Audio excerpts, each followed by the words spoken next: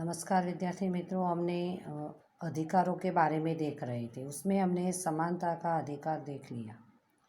अभी आज हम स्वतंत्रता का अधिकार जो है उसके बारे में चर्चा करेंगे कि संविधान द्वारा भारत के नागरिकों को जो 6 प्रकार की स्वतंत्रताएं दी गई हैं, जो स्वतंत्रता का अधिकार है उसी में हमारे संविधान ने हमें 6 प्रकार की स्वतंत्रता दी है। तो वो कौन सी है वो देखेंगे। पहली स्वतंत्रता है वाणी और अभिव्यक्ति की स्वतंत्रता, यानी हम अपनी बात रखना चाहते हैं, अपने विचार रखना चाहते हैं तो वो हम रख सकते हैं। तो वो है वाणी और अभिव्यक्ति की स्वतंत्रता। वो कोई किसी को रोक नहीं सकता है अपने विचार इच्छा रखने की। दूसरी है शांतिपूर्ण और अहिंसक रीति से एकत्रित होने तथा सभा करने की स्वतंत्रता। अभी मानो कि हम कोई एग्जाम्पल लेते, कोई कारखाना है और वहाँ के कारीगर का वहाँ शोषण हो रहा है, तो वो लोग एक साथ मिलकर एकत्रित होते सभा भी कर सकते हैं, पर अहिंसक रूप से, यानी कोई हिंसा नहीं पहुँचाने, यानी कोई भी मार पीट या तोड़ फोड़ नहीं करनी है और शांतिपूर्वक वो एकत्रित होकर उस पर चर्चा कर सकते हैं। तो वो भी स्वतंत्रता सभा बनने की भी दी गई है। पहले देखिए हमने वाणी और अभिव्यक्ति की, यानी हम अपने विचार, अपने सोच, अपनी इच्छा रख सकते हैं, वो रखने से हमें कोई भी नहीं रोक सकता है। दूसरा शांतिपूर्ण और अहिंसक रीति से हम सभा भर सकते हैं। तीसरी है संस्था अथवा संघ के गठन की स्वतंत्रता, यानी कोई भी संस्था की, आजकल आप देखो कि ये कोरोना में भी बहुत सारी सेवाभावी संस्थाएं हैं जो मतलब मदद करती है, लोगों की सेवा करती है। या कई संगठन रहते हैं जो मिलकर जितने लोग जुड़ते हैं उनका जैसे मुसीबत में उनकी मदद करते हैं। तो ऐसी संस्था और संगठन की भी स्थापना हम कर सकते हैं और उसके सदस्य बन सकते हैं, उसकी भी हमें स्वतंत्रता दी गई है। भारत के किसी भी प्रदेश में स्वतंत्रता पूर्वक घूमने फिरने की स्वतंत्रता, यानी आप सब जानते हैं कि हमें पूरे भारत में कहाँ पर भी घूमने फिरने जाना है तो हम जा सकते हैं, उस पर कोई पाबंदी नहीं है। बाद में भारत के किसी भी प्रदेश के किसी भी भाग में रहने और स्थायी निवास करने की स्वतंत्रता भी आप लोग ही है, जैसे कि कोई राजस्थान, कोई यूपी, बिहार, इस तरह के राज्यों से, और यहाँ गुजरात में सूरत में आकर रहे हैं, तो वो क्या हुई, ये ही स्वतंत्रता है कि कोई भी भाग में रहो और वहाँ स्थायी निवास करो। ये स्वतंत्रता हमें मिली है, इसीलिए ही तो आप लोग यहाँ रह सकते हो। कोई भी व्यवसाय, धंधा, रोजगार और व्यापार करने की स्वतंत्रता, कोई भी व्यक्ति है तो जो चाहे वो व्यवसाय, धंधा, व्यापार वो कर सकता है, पर वो कानूनी होना चाहिए, गैर कानूनी नहीं। तो स्वतंत्रता का अधिकार हमें जो मिला है उनमें भी हमें 6 प्रकार की जो स्वतंत्रता मिली है वो आप लोगों को याद रखना है।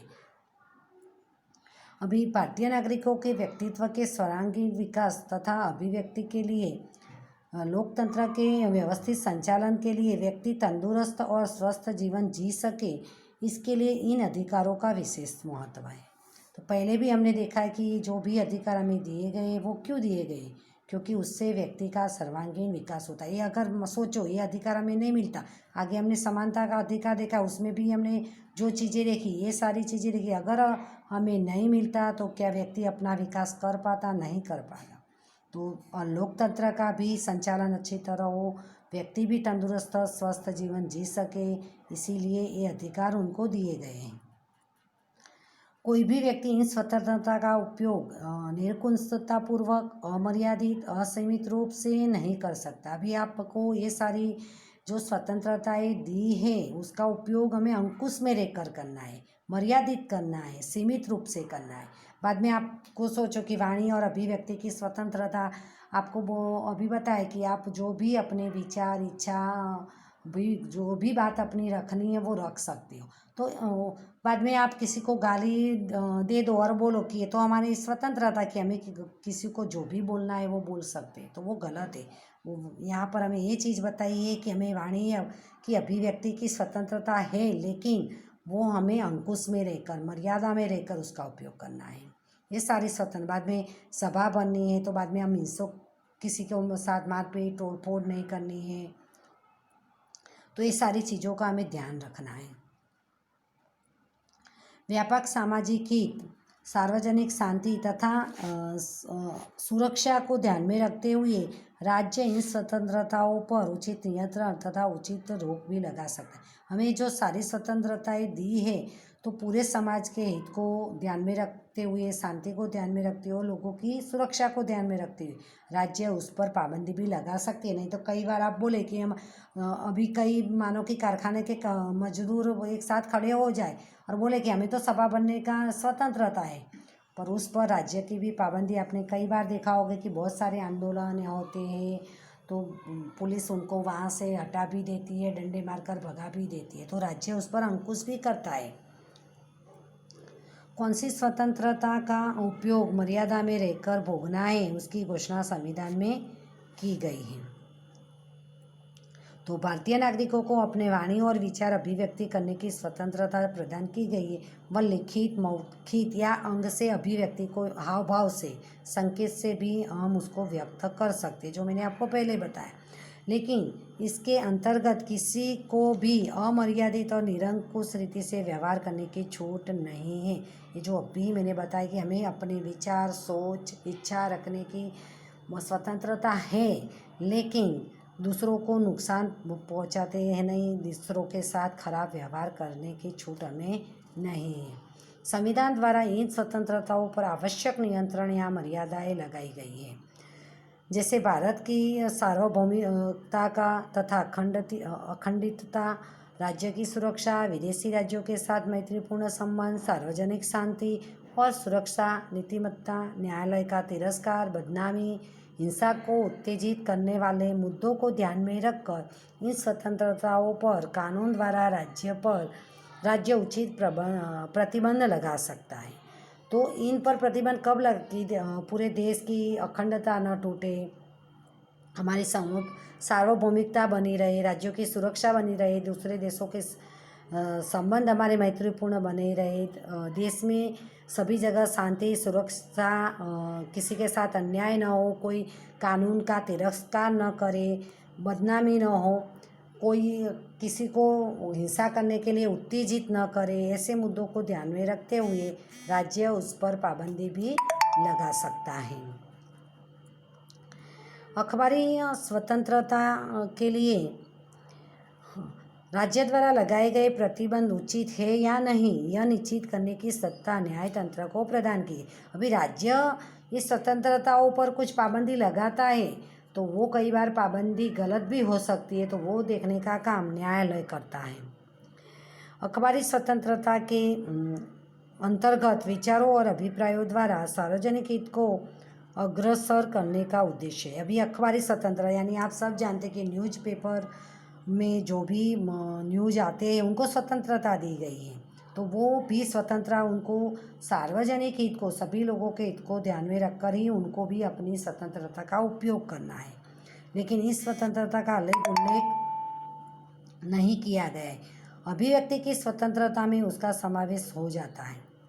अभी 2009 में जो संवैधानिक सुधार हुआ उसमें 6 से 14 साल के जो बच्चे हैं उनको मुफ्त अनिवार्य प्राथमिक शिक्षा का मूलभूत अधिकार है। ये आप याद रखना, RTE के अंतर्गत, राइट टू एजुकेशन के अंतर्गत 6 से 14 साल के जो बच्चे हैं उनको मुफ्त प्राइमरी शिक्षा मिलनी चाहिए और अनिवार्य। इतनी उम्र में कोई भी बच्चा घर पर नहीं बैठ सकता या काम नहीं कर सकता, उसको यही उम्र में पढ़ना ही है। कौन सी उम्र? तो 6 से 14 साल में, क्योंकि ये कानून बना है RTE, राइट टू एजुकेशन।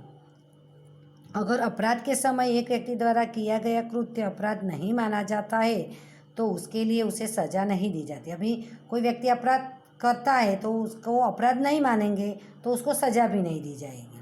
उसी प्रकार किसी अपराधी के लिए निर्धारित सज़ा से अधिक सज़ा भी, अभी जो भी गुनाह है, मानो कि चोरी के लिए सज़ा है 3 महीने की कैद, तो वो 3 महीने की कैद मिले, उससे अधिक सज़ा उसको नहीं दी जा सकती है।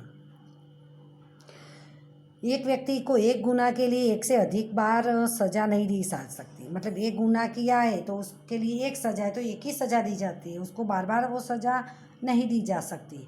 कानून द्वारा स्थापित व्यवस्था के अनुसार किसी भी व्यक्ति को उसके जीवन तथा व्यक्तिगत स्वातंत्र्य से वंचित नहीं किया जा सकता।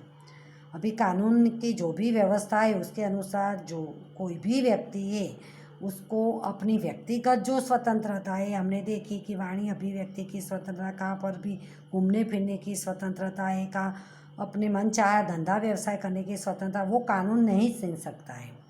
गिरफ्तार किए गए व्यक्ति को उनकी गिरफ्तारी के कारण बताए बिना उसे हिरासत में नहीं रखा जा सकता।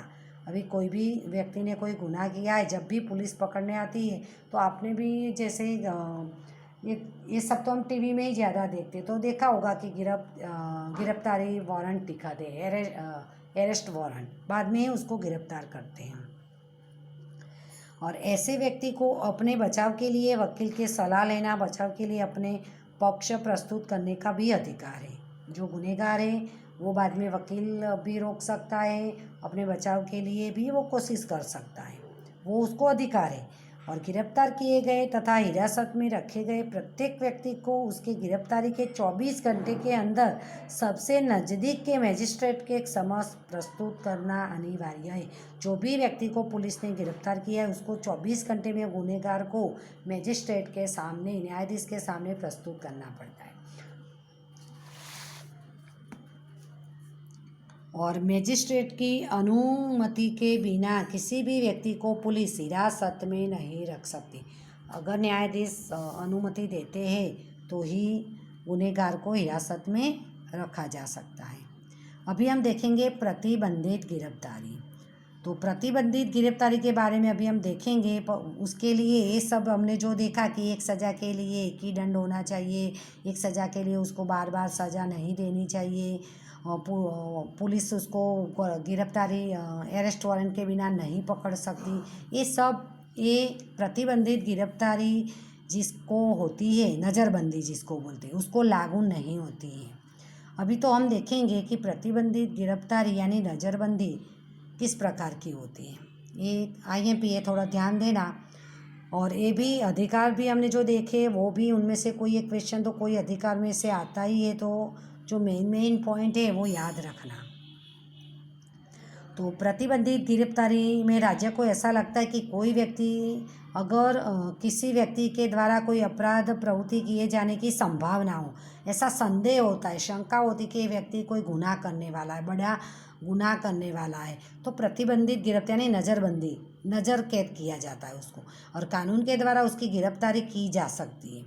इस कानून का उद्देश्य नज़र कैद किए गए व्यक्ति को उसके कार्य के बदले में सजा देना नहीं, बल्कि राज्य, समाज या किसी व्यक्ति के विरुद्ध आपराधिक कृत्य करने से रोकना है। तो प्रतिबंधित गिरफ्तारी का उद्देश्य खास ये है कि उसको जो भी वो गुनाह करने वाला है तो उससे पहले उसको रोकना है। और इस कानून के अनुसार नज़रबंद कैद किए गए व्यक्ति को 3 महीने से अधिक समय तक नज़र कैद नहीं किया जा सकता। ये याद रखना, 3 महीने से अधिक उसको नज़र कैद नहीं किया जा सकता है। और उच्च न्यायालय के न्यायाधीशों के सलाहकार बोर्ड के अभिप्राय के आधार पर गिरफ्तारी के आदेश संबंधी आदेश को रद्द किया जा सकता है। और किसी भी संदेहास्पद व्यक्ति को कितने समय तक नज़र कैद रखा जाएगा इसका निर्णय राज्य सरकार करती है। तो यहाँ पर हमने स्वतंत्रता का अधिकार देखा। स्वतंत्रता का अधिकार में हमने 6 अधिकार देखे, वो आपको याद रखने। वाणी और अभिव्यक्ति की स्वतंत्रता, सभा बनने की स्वतंत्रता, भारत के किसी भी भाग में घूमने फिरने की स्वतंत्रता, भारत के किसी भी भाग में निवास करने की स्वतंत्रता, कोई भी धंधा व्यवसाय करने की स्वतंत्रता, और संस्था और संघ के संगठन की स्वतंत्रता। एक खास बात है वो याद रखना। उसके अलावा भी हमने देखा कि और कौन सी स्वतंत्रता है, तो उसमें हमने देखा कि कोई भी गुनहगार है तो उसको मतलब हिरासत में तभी रखा जाता है जब भी उसको कारण बताए बिना नहीं हिरासत में रखा जा सकता। तो ये इतने पॉइंट हैं, उसी में वो आपको स्वतंत्रता के जो अधिकार है उसी में याद रखने हैं। और जो भी एक्स्ट्रा MCQ निकले इतने निकाल कर लिखना है।